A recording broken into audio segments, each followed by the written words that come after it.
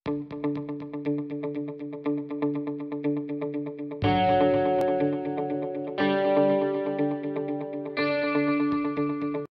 Friends, welcome to राज इतिहास के। मोहम्मद अली जिन्ना की 3 बेशकीमती चीजें जिन्हें वो पाकिस्तान न ले जा सके। मोहम्मद अली जिन्ना 20वीं सदी के एक प्रमुख राजनीतिक थे जिन्हें पाकिस्तान के संस्थापक के रूप में भी जाना जाता है। वे मुस्लिम लीग के नेता थे जो आगे चलकर पाकिस्तान के पहले गवर्नर जनरल बने। पाकिस्तान में उन्हें आधिकारिक रूप से कायदे आजम यानी कि महान नेता और बाबा ए कौम यानी कि राष्ट्रपिता के नाम से नवाजा गया। जिन्ना ने अपने पाकिस्तान बनने का सपना तो पूरा किया, लेकिन अपने 3 खास चीजों से हाथ धोना पड़ा। मोहम्मद अली जिन्ना भले ही अपने लिए एक अलग मुल्क पाकिस्तान बनाने में कामयाब रहे, लेकिन वो अपने साथ अपनी 3 बेशकीमती चीजों को पाकिस्तान न ले जा सके। क्या थी वो 3 खास चीजें, आइए जानते हैं इस वीडियो द्वारा।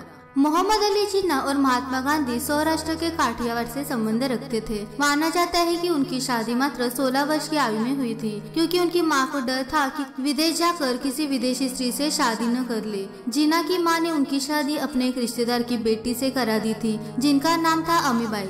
लेकिन दुर्भाग्य से अमीबाई की बहुत जल्द मृत्यु हो गई। अमीबाई की मृत्यु उस वक्त हुई जब जिन्ना इंग्लैंड में पढ़ रहे थे। जिन्ना इंग्लैंड से वापस मुंबई आ गए और यही वकालत करने लगे।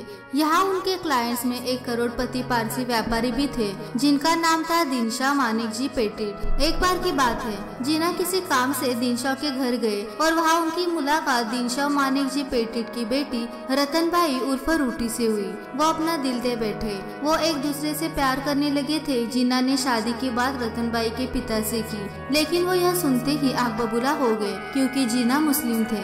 उन्होंने अपने बेटी से साफ कह दिया था कि वो जिन्ना से न मिले। बावजूद इसके 18 साल होते ही रतनबाई ने धर्म परिवर्तन कर जिन्ना से शादी कर ली और पारसी समाज से नाता तोड़ लिया। 15 अगस्त 1919 में रतनबाई ने एक बेटी को जन्म दिया जिसका नाम दीना रखा गया। लेकिन कुछ सालों बाद रतनबाई की मृत्यु कैंसर से हो गई। जिन्ना की प्यारी पत्नी हमेशा के लिए उन्हें अलविदा कहकर चली गई। इसे एक सहयोगी कहा जाएगा, क्योंकि मोहम्मद अली जिन्ना की बेटी दीना ने एक पारसी उद्योगपति नेविल वाडिया को पसंद किया। दीना का यह फैसला जिन्ना को पसंद नहीं था। जिन्ना चाहते थे कि उनकी बेटी किसी मुस्लिम से निकाह करे।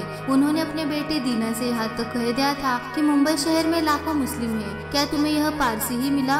इस बात पर दीना ने अपने पिता को जवाब दिया, क्या आपको भी शादी के लिए एक पारसी ही मिली थी? इस पर जिन्ना का जवाब था कि तुम्हारी माँ पारसी से मुस्लिम बन गई थी। दीना ने अपने पिता की बात नहीं मानी और वो नेविल वाडिया से शादी कर ली। कुछ इस तरह जिन्ना की प्यारे बेटी उनसे अलग हो गई और वो भारत की होकर रह गई।